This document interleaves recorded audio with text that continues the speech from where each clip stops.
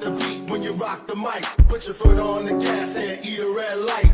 Ride the beat when you rock the mic. Hello, and welcome back to Are You Smarter Than a Libertarian? I'm Jeff, your friendly neighborhood libertarian host. Buckle up, because today we're kicking off a 4-part series based on Thomas Sowell's eye-opening book, Black Rednecks and White Liberals. The common theme throughout all these episodes is one word: accountability. Personal, cultural, and societal. And nothing tests our willingness to hold ourselves accountable quite like the controversial ideas we're discussing today. Black rednecks and white liberals. No, that's not the setup for a bad joke. It's the actual title of Sowell's first essay and the theme of our episode. If you're thinking, what on earth is a black redneck? You're not alone. It sounds like an oxymoron, right? We usually imagine rednecks as poor rural white guys with a pickup truck and a shotgun rack, and black as well, not that. Sowell's thesis is a big curveball. He argues that a lot of what is seen as authentically black ghetto culture in America isn't African at all. It's a legacy of dysfunctional white southern redneck culture, imported long ago and passed down. In other words, those tough guy attitudes, rampant street violence, frayed family structure, disdain for education, and even speech pattern in parts of Black America originated with white European settlers from the boondocks of Britain. Surprised? Hang on, it gets wilder. Let's travel back in time for a moment. Picture the Scottish-Irish settlers in the American South before the Civil War. Backcountry folks from the lawless border regions of Scotland and England. They were clannish, quick to fight over honor, suspicious of authority, loud and proud, disdainful of book learning, and fond of hooting and hollering. Those were the original American rednecks, often called crackers back then. And they had a culture, a rowdy, rough, take no crap, honor at all cost culture. Sowell, in this book, painstakingly traces how this culture, redneck accent and all, was absorbed by the black slave population in the South. Since 90% of Black Americans lived in that region, versus only about a third of whites, enslaved blacks weren't sitting around reading Chaucer in Africa. They were surrounded by and adapted the norms of the only society around them. And in the rural South, that society was the redneck subculture of those white planters and poor whites. This hand-me-down culture included everything from dialect. Ever heard someone say ask instead of ask? That's a dialect inherited from those British borderlanders, to a laissez-faire attitude towards violence and sex. Fast forward to the 20th century. After slavery, many black families carried aspects of that old southern redneck culture with them during the Great Migration to northern cities. So what emerged in Harlem or the South Side of Chicago was not some Afrocentric tradition from Mother Africa. It was the same old southern redneck mindset, just in black urban skin. Don't believe it? Consider this. Poor white hillbillies in Appalachia and poor black folks in the inner city often display strikingly similar societal pathologies: high crime rates, low educational achievements, teenage pregnancy, you name it. As one commentator quipped, the bad behaviors of poor white people in coal country look an awful lot like those of poor black people in inner city Philadelphia. Let that sit there for a minute. It's the same tune, different color. Sowell's point is that culture, not race, has been the culprit. And unfortunately, he says Black Americans got a raw deal. They ended up inheriting a less achieving culture, the redneck culture, to a much greater extent than white Americans did, simply because of where and how their ancestors lived. Now, you might be thinking, okay, interesting history lesson, but why does this matter today? And what about those white liberals in the title, eh? I'm glad you asked. Here's where things get spicy. Sowell doesn't wag a finger at the legacy of redneck culture. He also unloads on modern white liberals who, in his view, and mine as well, enable or even celebrate the worst aspects of that culture among Black Americans. How? By refusing to hold people accountable out of a misdirected sense of guilt or paternalism. According to Sowell, a tragic pattern took root. What he calls ghetto, black culture, really the old redneck culture in disguise, came to be seen as a defining feature of black identity. And incredibly, it's been cheered on towards self destruction by white liberals who consider themselves friends of blacks. Ow. That line stings, but let's unpack it. Think about it.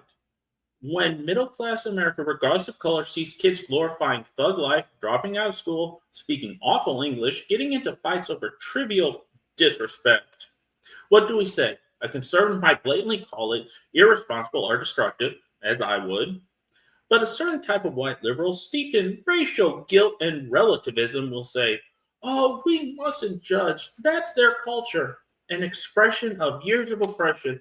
Who are we to impose our standards?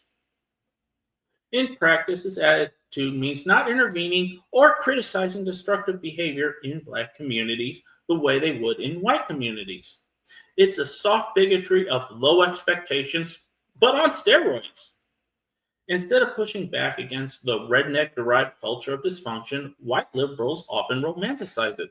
Think of academia and media celebrating black authenticity whenever someone raps about shooting rivals or treats speaking standard English as acting white. By accusing these behaviors or blaming them solely on systemic forces, society effectively gives a free pass, no accountability, to patterns that keep people trapped in poverty and crime.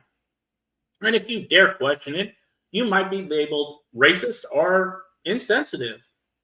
But Sowell's having none of that, and neither am I. He flipped the script and says the real friends of the black community are those willing to call out this harmful culture for what it is, regardless of hurt feelings. Because only by holding individuals and cultures accountable can things improve. In fact, Sowell delivers a zinger to those within the black community accused their academically inclined peers of acting white. He calls it the painful irony that a black kid who studies hard and speaks standard English might be taunted for acting white, when in reality, it's the ones glorifying street violence and anti-intellectualism who are acting white. White redneck, that is. Perpetuating a bygone redneck culture. Talk about turning the tables.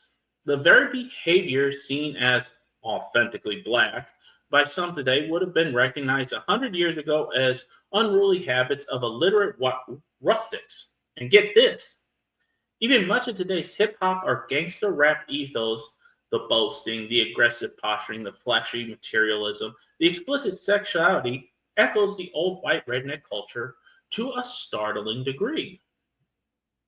Sowell notes that the over-the-top swagger and drawling slang of modern gangster rap are uncannily similar to what you'd hear from a 19th century rural southern white good old boy bragging at the local tavern.